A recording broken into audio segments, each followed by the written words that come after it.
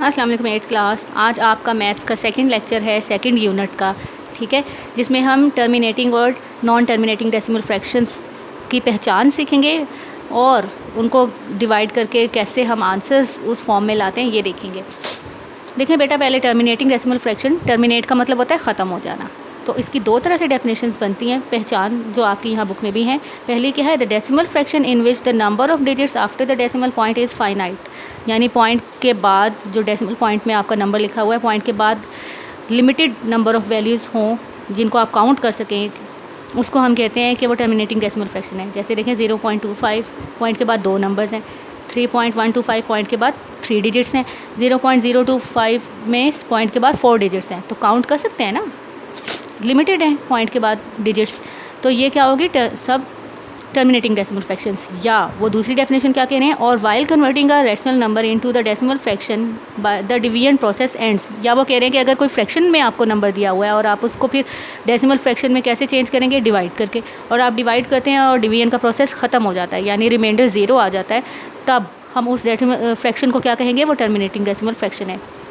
जैसे 9/4 है और देखें आपने आपको 4 से 9 को डिवाइड करके दिखाया है तो रिमाइंडर 0 आ गया, तो इसका मतलब है कि 9/4 को पॉइंट में कन्वर्ट किया है। देखें पॉइंट के बाद 2 डिजिट्स हैं, यानी फाइनाइट नंबर ऑफ डिजिट्स हैं, तो इसका मतलब है 9/4 आपकी क्या है, टर्मिनेटिंग डेसिमल फ्रैक्शन है।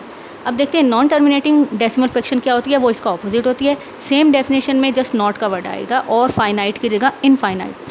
क्या, the decimal fraction in which the number of digits after the decimal point is infinite, यानी लामहदूद पॉइंट के बाद नंबर्स हों, हमें पता ही ना हो कितने ज़्यादा हैं, काउंट ही ना कर सकें, अनकाउंटेबल, तो हम कहेंगे कि वो नॉन टर्मिनेटिंग डेसिमल फ्रैक्शन है।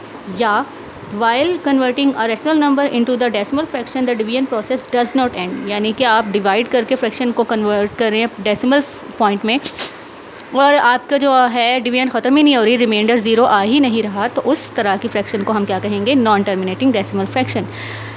जैसे कि 1/9 है, आप बुक पे देखें पेज नंबर 19 पे, देखें 9 से 1 को डिवाइड किए जा रहे हैं, 0.1111 और बार बार आपका 1 आ जाता है और आप 0 लगा के उसको डिवीजन को चलाए जा रहे हैं, ख़त्म ही नहीं हो रहा, रिमाइंडर 0 ही नहीं आ रहा। देखें सो ये जो डॉट्स होते हैं 3 डॉट्स, इसका मतलब है सो ऑन, यानी आपकी डिवीजन चलती जा रही है, एंड नहीं हो रही, तो 1/9 क्या कहलाएगी, नॉन टर्मिनेटिंग डेसिमल फ्रैक्शन।